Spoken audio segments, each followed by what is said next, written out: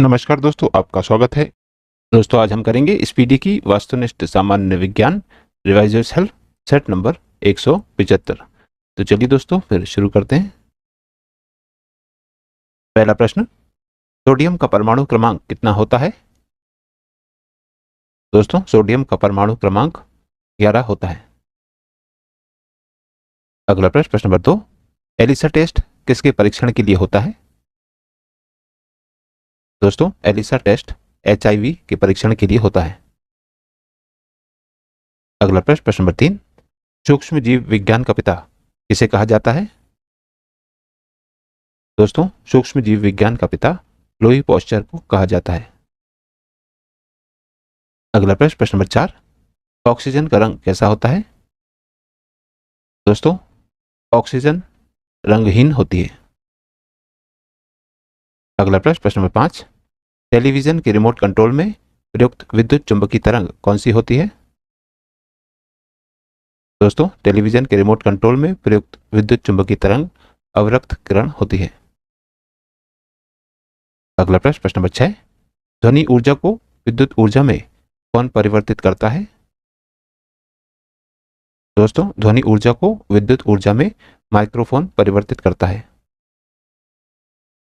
अगला प्रश्न, प्रश्न नंबर 7, कोशिका विज्ञान का पिता किसे कहा जाता है? दोस्तों, कोशिका विज्ञान का पिता रॉबर्ट हुक को कहा जाता है। अगला प्रश्न, प्रश्न नंबर 8, किसी मनुष्य के लिए नदी के जल की अपेक्षा समुद्र के जल में तैरना किस कारण अधिक सरल होता है? दोस्तों, किसी मनुष्य के लिए नदी के जल की अपेक्षा समुद्र के जल में तैरना अधिक सरल होता है उसके घनत्व के कारण। अगला प्रश्न, प्रश्न नंबर 9, यांत्रिक ऊर्जा को विद्युत ऊर्जा में कौन परिवर्तित करता है? दोस्तों, यांत्रिक ऊर्जा को विद्युत ऊर्जा में डायनेमो परिवर्तित करता है। अगला प्रश्न, प्रश्न नंबर 10, औषधियों का पिता किसे कहा जाता है? दोस्तों, औषधियों का पिता हिप्पोक्रेट्स को कहा जाता है। अगला प्रश्न, प्रश्न नंबर 11, किस विधि द्वारा समुद्री जल से नमक प्राप्त किया जाता है? दोस्तों, वाष्पन विधि द्वारा समुद्री जल से नमक प्राप्त किया जाता है। अगला प्रश्न, प्रश्न नंबर 12, निम्न में से कौन एक कोशिकीय जीव है? दोस्तों, इनमें अमीबा एक कोशिकीय जीव है। अगला प्रश्न, प्रश्न नंबर 13, आधुनिक आनुवंशिकी का पिता किसे कहा जाता है? दोस्तों, आधुनिक आनुवंशिकी का पिता E.H. मॉर्गन को कहा जाता है। अगला प्रश्न, प्रश्न नंबर 14, हाइग्रोमीटर का उपयोग किसे मापने के लिए किया जाता है? दोस्तों, हाइग्रोमीटर का उपयोग आर्द्रता को मापने के लिए किया जाता है। अगला प्रश्न, प्रश्न नंबर 15, नाभिकीय रिएक्टरों में विमंदक के रूप में किसका प्रयोग करते हैं? दोस्तों, नाभिकीय रिएक्टरों में विमंदक के रूप में भारी जल का प्रयोग करते हैं। अगला प्रश्न, प्रश्न नंबर 16, कठोर जल और मृदु जल की पहचान कैसे की जाती है? दोस्तों, कठोर जल और मृदु जल की पहचान अपमार्जक द्वारा की जाती है। अगला प्रश्न, प्रश्न नंबर 17, आधुनिक वनस्पति विज्ञान का पिता किसे कहा जाता है? दोस्तों, आधुनिक वनस्पति विज्ञान का पिता कैरोलस लीनियम को कहा जाता है। अगला प्रश्न, प्रश्न नंबर 18, आवेश को परिभाषित बल किससे किया जाता है?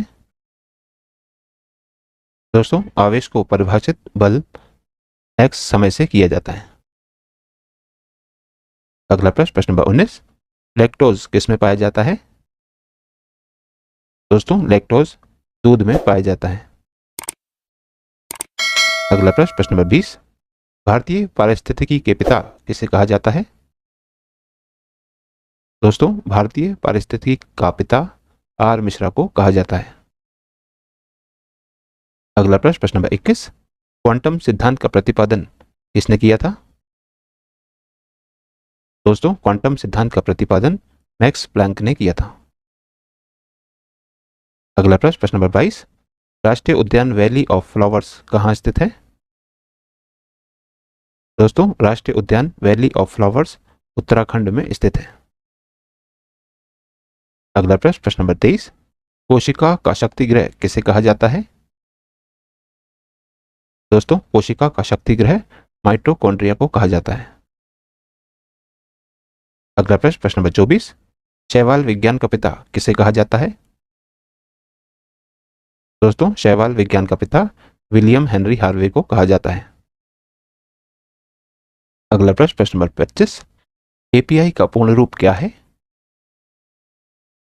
दोस्तों, एपीआई का पूर्ण रूप है एप्लीकेशन प्रोग्राम इंटरफेस। अगला प्रश्न, प्रश्न नंबर 26, प्राकृतिक रूप से लिटमस का रंग कैसा होता है? दोस्तों, प्राकृतिक रूप से लिटमस का रंग नीला होता है। अगला प्रश्न, प्रश्न नंबर 27, भारतीय पुरा वनस्पति विज्ञान का पिता किसे कहा जाता है? दोस्तों, भारतीय पुरा वनस्पति विज्ञान का पिता बीरबल साहनी को कहा जाता है। अगला प्रश्न, प्रश्न नंबर 28, जल की कठोरता को सामान्य रूप से किसमें मापा जाता है? दोस्तों, जल की कठोरता को सामान्य रूप से कैल्शियम कार्बोनेट में मापा जाता है। अगला प्रश्न, प्रश्न नंबर 29, कवक विज्ञान के पिता के रूप में किसे जाना जाता है? दोस्तों, कवक विज्ञान के पिता के रूप में मिचेली को जाना जाता है। अगला प्रश्न, प्रश्न नंबर 30, उच्चतम विद्युत चालकता किसमें सबसे अधिक होती है?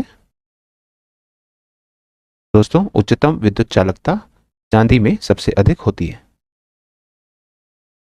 अगला प्रश्न, प्रश्न नंबर 31, जीवाणु विज्ञान का पिता किसे कहा जाता है? दोस्तों, जीवाणु विज्ञान का पिता ल्यूवेनहॉक को कहा जाता है। अगला प्रश्न, प्रश्न नंबर 32, एक ऑप्टिकल डिस्क पर लिखने की प्रक्रिया क्या कहलाती है? दोस्तों, एक ऑप्टिकल डिस्क पर लिखने की प्रक्रिया बर्निंग कहलाती है। अगला प्रश्न, प्रश्न नंबर 33, जीन थेरेपी का पिता किसे कहा जाता है? दोस्तों, जीन थेरेपी का पिता एंडरसन को कहा जाता है। अगला प्रश्न, प्रश्न नंबर 34, पर्यावरण में न्यूनतम प्रदूषण किसके कारण होता है? दोस्तों, पर्यावरण में न्यूनतम प्रदूषण हाइड्रोजन से होता है।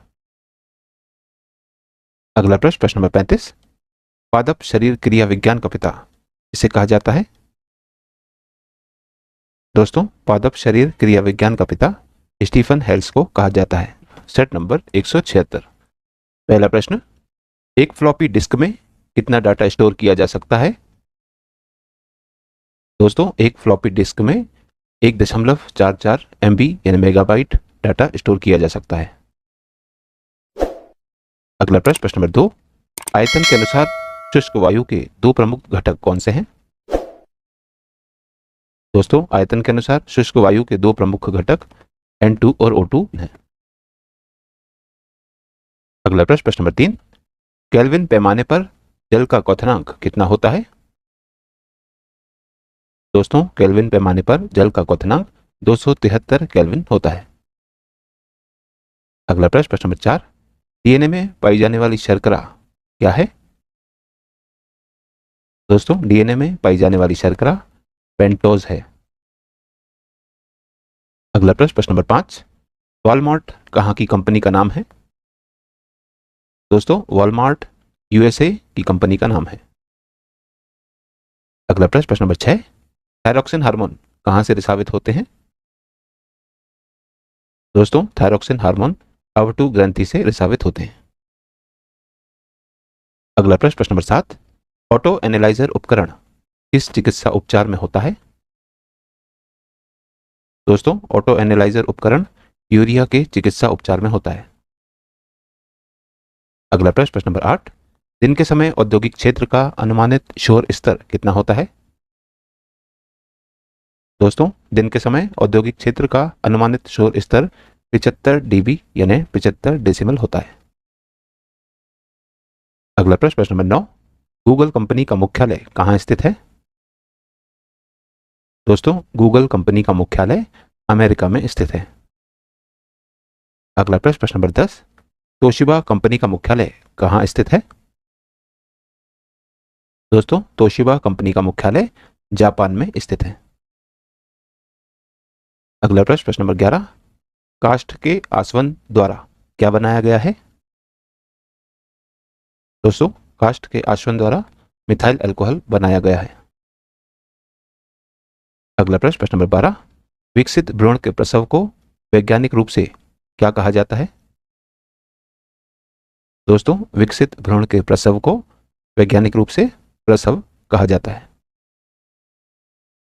अगला प्रश्न, प्रश्न नंबर 13, बीजों के अंकुरण की एक अनिवार्य विशेषता क्या है?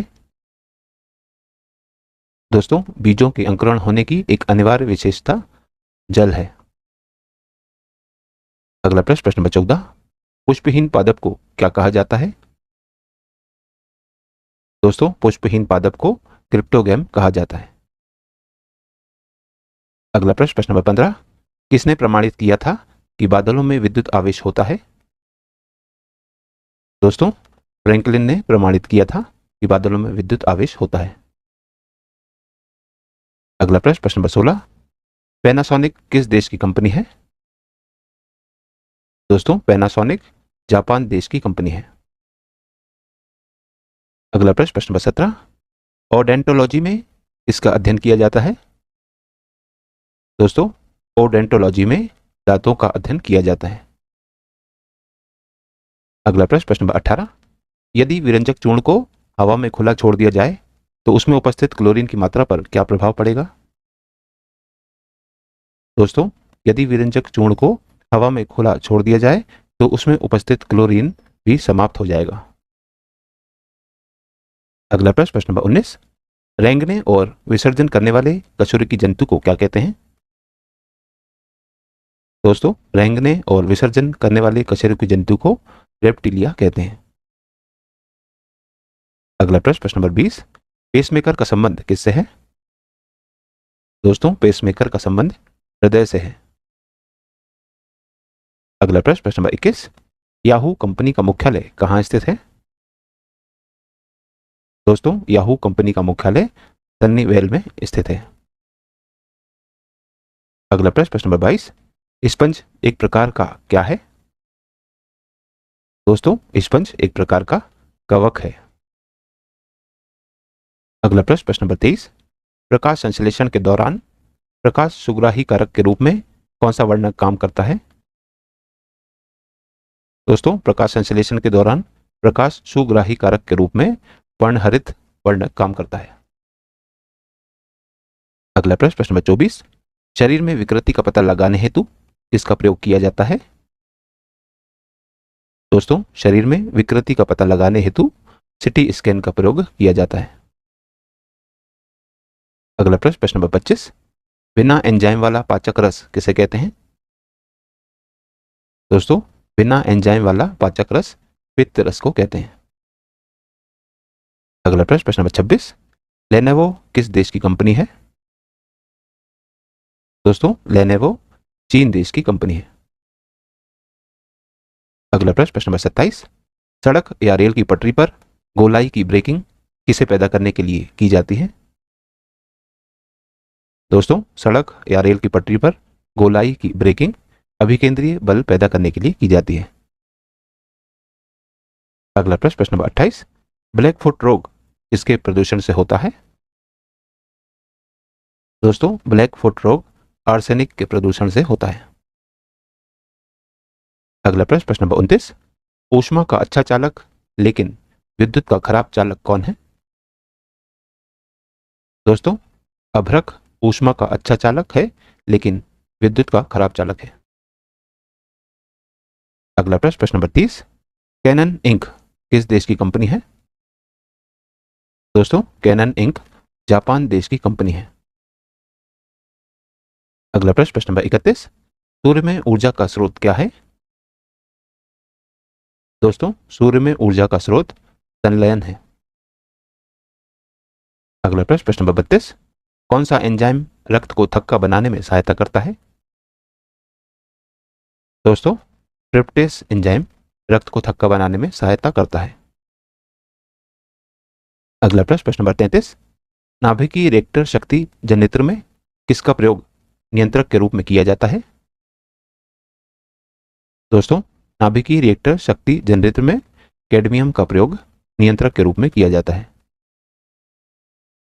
अगला प्रश्न, प्रश्न नंबर 34, कवक के हमले से खाद्यान्नों को सुरक्षित रखने का सबसे सुरक्षित उपाय क्या है? दोस्तों, कवक के हमले से खाद्यान्नों को सुरक्षित रखने का सबसे सुरक्षित उपाय ध्रुवीकरण है। अगला प्रश्न, प्रश्न नंबर 35, IBM किस देश की कंपनी है? दोस्तों, IBM अमेरिका देश की कंपनी है। अगला प्रश्न, प्रश्न नंबर 36, स्वचालित वाहनों के रेडिएटर में प्रतिहिम के रूप में किसका प्रयोग होता है? दोस्तों, स्वचालित वाहनों के रेडिएटर में प्रतिहिम के रूप में इथाइल अल्कोहल और H2O का प्रयोग होता है।